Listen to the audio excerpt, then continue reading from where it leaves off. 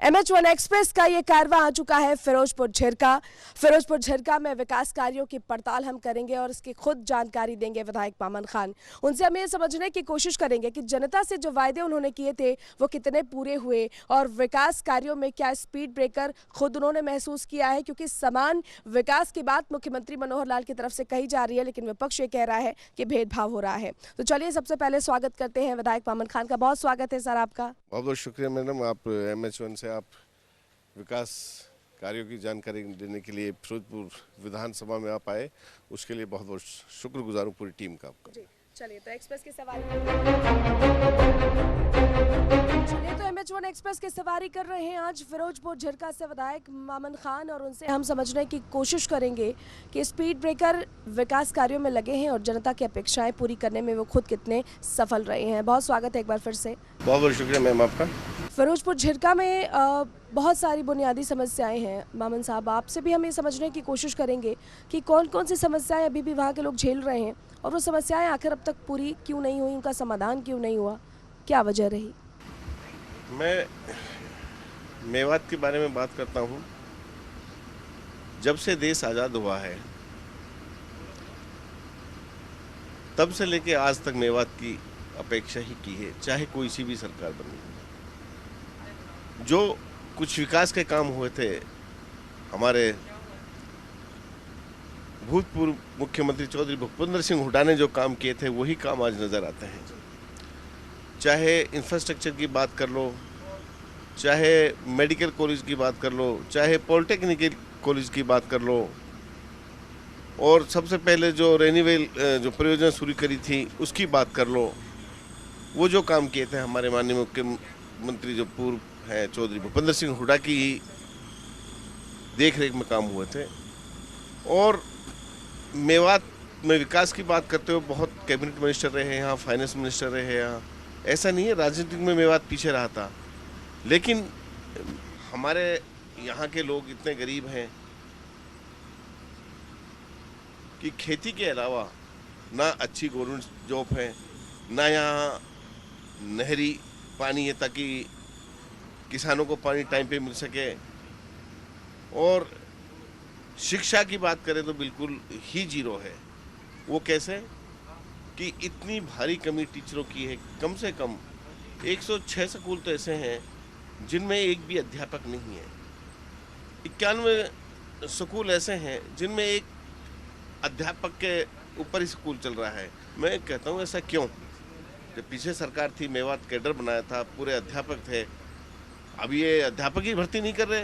हरियाणा रोजगार कुशल निगम एक स्कीम चलाई है, उसमें 15,000, 20,000, 30,000 तक लोगों को देते हैं।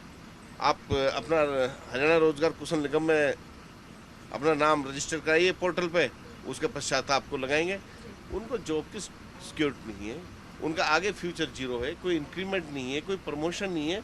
तो आदमी कैसे शिक्षा देने के लिए, अगर कैसे हमारा हरियाणा जो स्टेट है कैसे प्रोग्रेस करेगा जब तक कि परमानेंट टीचर्स आपके पास नहीं हो।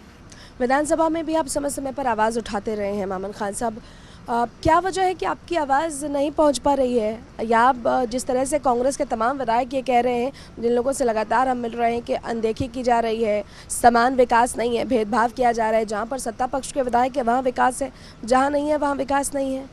मैडम, ये सच्चाई है कि हम विधानसभा में सभी विधायक कांग्रेस के विपक्ष के खूब लड़ाई लड़ते हैं, सारी अपनी बातें रखते हैं।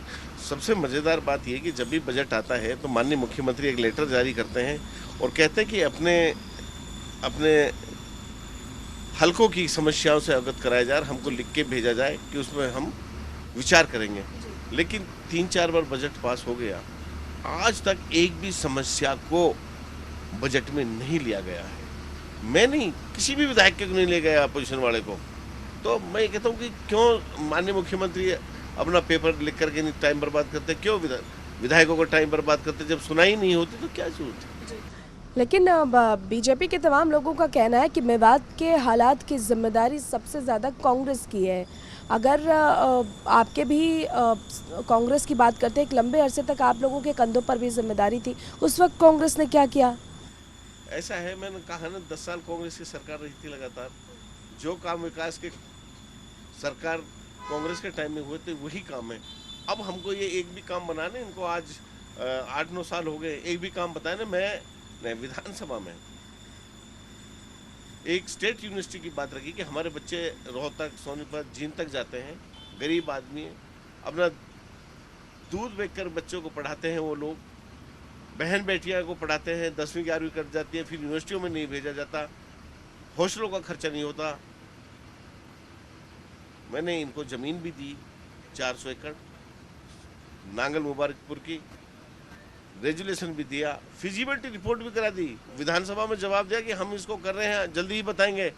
आज तक स्टेट यूनिवर्सिटी नहीं दे पाए, जबकि रोहतक, आप सोनीपत, जींद, सिरसा में देखो यूनिवर्सिटियों की भरमार है। ऐसा क्यों? ऐसा क्यों? मैं तो पहली बार एमएलए बना हूँ, मैं तो अपनी ही बात कह सकता हूँ। पीछे किसने क्या किया उसकी तो जो वो ही बताएंगे एमएलए जो बने हुए इस टाइम, कि हमने क्यों बातें नहीं रखी। मिनिस्टर रहे भी थे लोग पहले, उन्होंने क्यों यूनिवर्सिटी नहीं लेके आई। लेकिन इस बार कांग्रेस सरकार आएगी तो और चौधरी भूपेंद्र सिंह हुड्डा हरियाणा के सीएम बने तो पहली कदम से स्टेट यूनिवर्सिटी और पहली कदम से 4 लेन ले जाने का काम मैं मेवातवासियों को करूँगा। अब विडम्बना नहीं है मामून खान साहब, क्या आपको भी महसूस नहीं होता कि दिल्ली से बहुत ज़्यादा दूर नहीं है? अगर हम मेवात क्षेत्र की बात करते हैं या फिरोजपुर झिरका की बात करते हैं, गुड़गांव हब है, साइबर सिटी है, उससे बहुत ज़्यादा दूरी पर नहीं है, विकास की दौड़ में बहुत पीछे है। एक दूसरे पर आरोप प्रत्यारोप लगाने से बेहतर ये है कि कम से कम जनता के बारे में भी सोचा जाए कि इतने डेवलप्ड शहरों से जुड़ा होने के बावजूद आज भी पिछड़ा है। शिक्षा है, सिंचाई के पानी की समस्या है, पीने के पानी की समस्या है, सीवरेज ढंग का नहीं है। मैं ये कहता हूँ कि दिया तले अंधेरा है। सोहना तक देखो कितना डेवलपमेंट है, सोहना के साथ जस्ट मेवात शुरू हो जाता है, जिला नहू शुरू हो जाता है जैसे ही सोहना खत्म होता है। आप जाइए इस रोड पे देखिए कितना अच्छा विकास हो, कितना अच्छे बिल्डर्स आ गए हैं। मैं ये कहता हूँ सिंचाई के बारे में, हमारे पास एक यूडीडी है, बनारसी डिस्ट्रीब्यूटरी है, छोटी छोटी 2-4 कैनाल हैं, उनमें भी सारा जो दिल्ली का वेस्टेज है फैक्ट्रियों का, वो पानी आता है बिल्कुल एकदम ब्लैक, उसको हम पानी कहते हैं, उसको भी ये टाइम पे नहीं देते हमारे को। उस पानी से इतनी बीमारियां फैल चुकी है, इतने कैंसर गांव-गांव में हो चुके हैं कि आप विश्वास नहीं कर सकते। लोग जूझ रहे हैं। इस एक सरकार एक ट्रीटमेंट प्लांट नहीं लगा सकती कि कैनाल के पानी को हम ट्रीट करके नहीं किसानों को दे दें, तो उससे आप क्या उम्मीद करें? खान साहब एक फिरोजपुर झिरका है तहसील, हरियाणा में एक ही ऐसा ब्लॉक है जहां नहर पानी नहीं है। मैंने 100 बार कह लिया, लेकिन सरकार सुनने को राजी नहीं है। अब सुन लीजिए, स्वास्थ्य कितना जरूरी है, स्वास्थ्य के प्रति बिल्कुल भी इनका ध्यान नहीं है। मेडिकल कॉलेज में बीपी शुगर की दवाई नहीं है। मेडिकल कॉलेज आपके सामने कांग्रेस ने बनाया था, 700-800 करोड़ रुपए खर्च किए थे, डॉक्टर्स नहीं दिए जाते। एक रेडियोलॉजिस्ट नहीं है, एक न्यूरोसर्जन नहीं है। यदि उसका सीटी स्कैन होता है तो वो भी चंडीगढ़ या रोहतक से उसकी रिपोर्ट मंगाई जाती है। कितनी उड़ना है जी। अब गौ तस्करी और गौ रक्षकों का मुद्दा बड़ा गरमाया, और मामन साहब आप तो खुद कहीं ना कहीं आपने अपने आप को विक्टिम के रूप में देखा, आपको थ्रेटन किया गया, आपने कहा कि आपको जान से मारने की धमकी दी गई।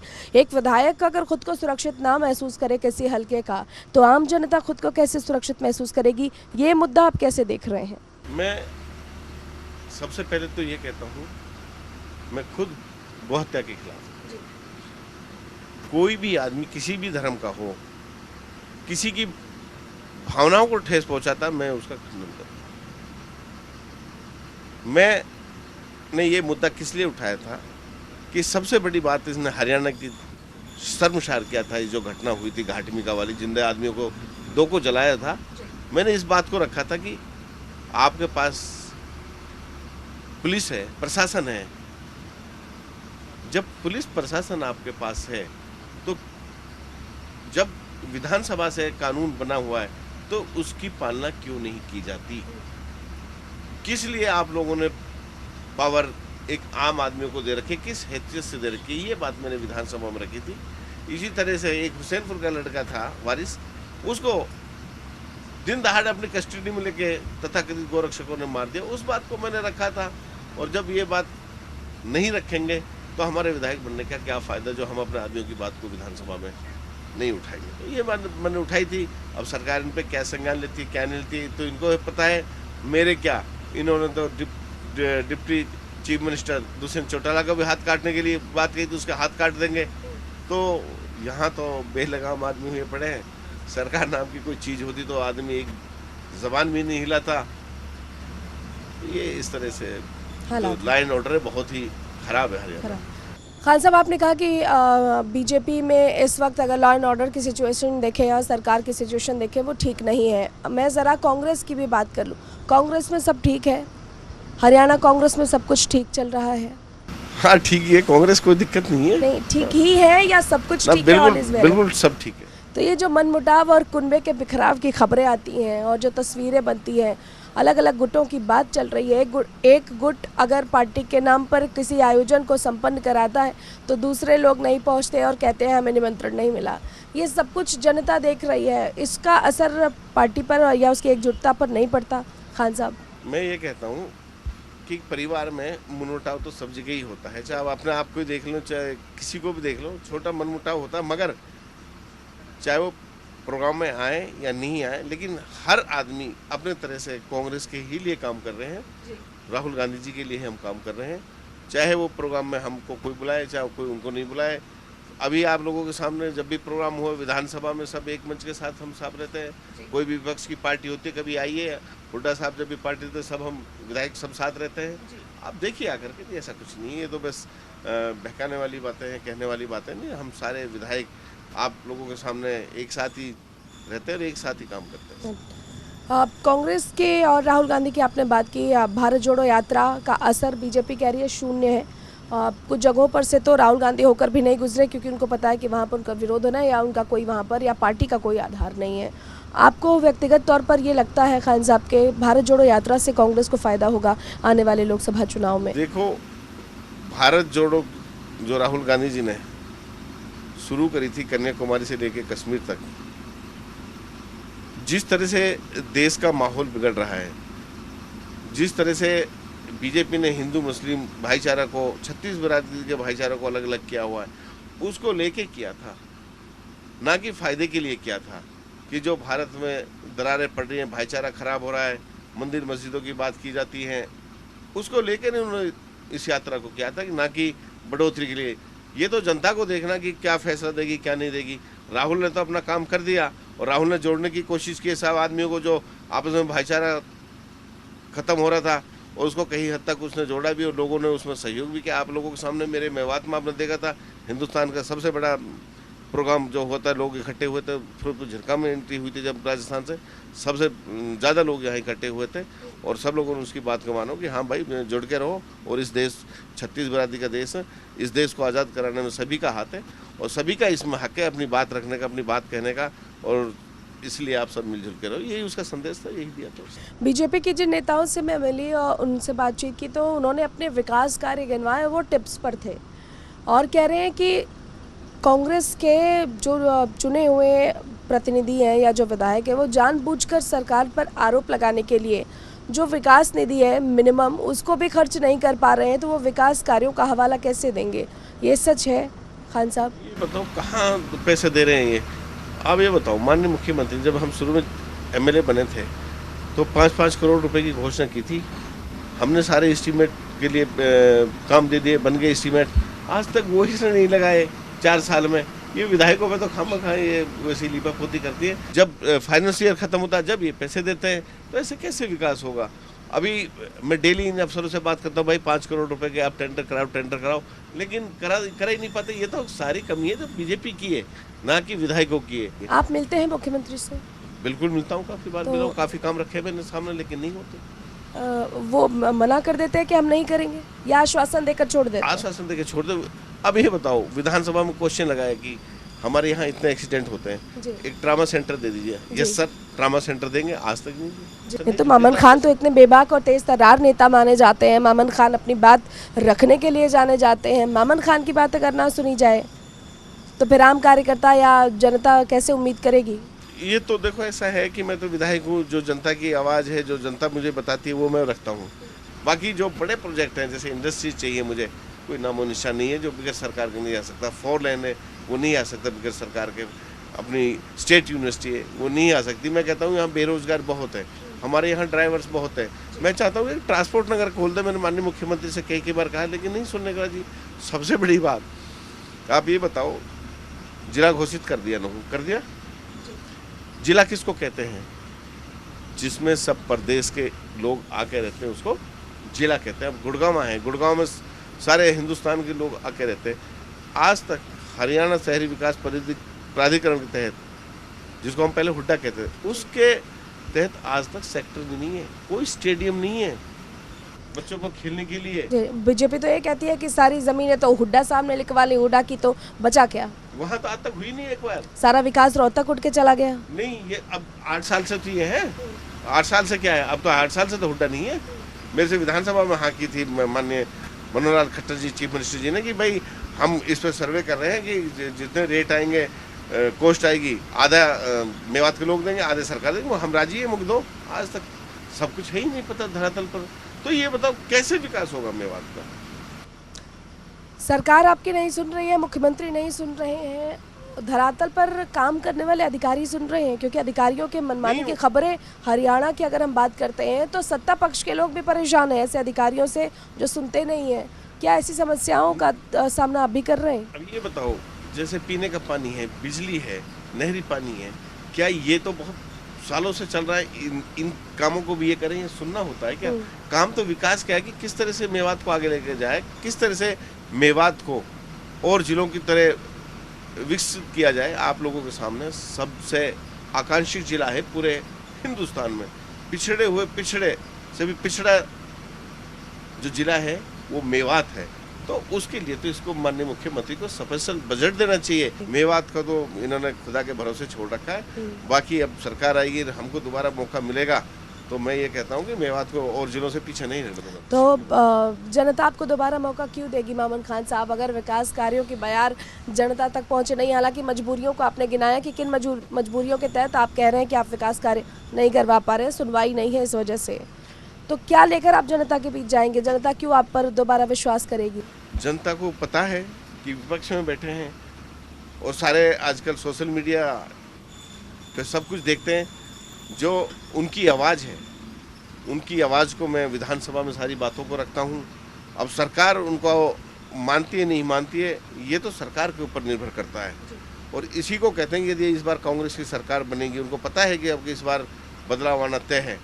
और जब बदलाव होगा, जब ये दोबारा मौका देंगे, इनको पता भी एनर्जेटिक आदमी हमारा एमएलए, तो मैं ये कहता हूँ कि मेवात को किसी से पीछे नहीं रहने दूंगा। तीनों कंस्टिट्यूंसियों में जी जान लगा देंगे। जी, आखिरी सवाल, लोकसभा चुनाव के लिए किस तरह की तैयारियां, क्या स्कोप आप देख रहे हैं? क्योंकि आपने कहा कि राहुल गांधी की यात्रा से बहुत कुछ बदला है, वो बदलाव क्या आप भी महसूस कर रहे हैं? कितनी तैयार है कांग्रेस? और उसके कुछ समय के बाद, तकरीबन 1.5 साल के बाद विधानसभा चुनाव भी होने हैं खान साहब। मैं ये कहता हूँ कि हरियाणा की ही बात करूँगा, आप देख लेना, 10 सीट में से मुझे पूरी उम्मीद है इस बार हरियाणा में 10 की 10 सीट आएंगी। जब भी ये किसी को वोट देता है हरियाणा, पिछली बार जिन्हें बीजेपी को दिया था और हमारे दीपेंद्र हुड्डा को इन्हें ज़बरदस्ती हराया था, ठीक है। और इस बार हरियाणा में तो हर कीमत पे बदलाव है। आप लोगों के सामने रिजल्ट आएंगे और जब मिले तो फिर आपको बताएंगे मैंने क्या बात कहा था। चलिए, बहुत बहुत शुक्रिया, बहुत धन्यवाद मामन खान साहब आपका हमारे साथ जुड़ने के लिए, फिरोजपुर झिरका से जुड़ी तमाम बातों को साझा करने के लिए। तो मामन खान फिरोजपुर झिरका से विधायक हैं, मजबूरियां गिना रहे हैं मामन खान और कह रहे हैं कि सत्ता पक्ष सुनवाई नहीं करता, मुख्यमंत्री मिलते ज़रूर हैं, आश्वासन ज़रूर देते हैं, लेकिन आश्वासन के बाद कागजी कार्रवाई महज की जाती है और धरातल पर कोई काम नहीं दिखाई देता। अधिकारियों से भी अगर हम बात करें या उनसे आग्रह करें कि आप काम कराइए, वो भी नहीं सुनते हैं। तो बड़ी मजबूरियां हैं फिलहाल विपक्ष के सामने, ये कहना है कांग्रेस के विधायक मामन खान का। बहरहाल जनता को तय करना है कि अपने इन तमाम कामों और अपनी मजबूरियों को लेकर जब वो जनता के बीच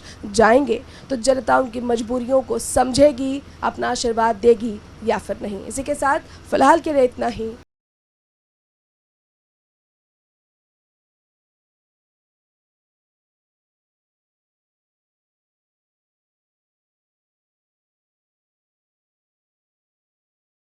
तो आज MH1 एक्सप्रेस की सवारी की है विधायक मामन खान ने। फिरोजपुर झिरका से संबंधित तमाम सवालों के जवाब दिए और खुद की मजबूरियां भी गिनाई कि किन वजहों से फिरोजपुर झिरका का वो विकास नहीं करा पा रहे हैं। फिलहाल बहुत शुक्रिया मामन खान साहब। शुक्रिया मैम, पूरी टीम का आपका। MH1 का बहुत बहुत शुक्रिया। Thank you. मैं पानी पिलवाता हूँ।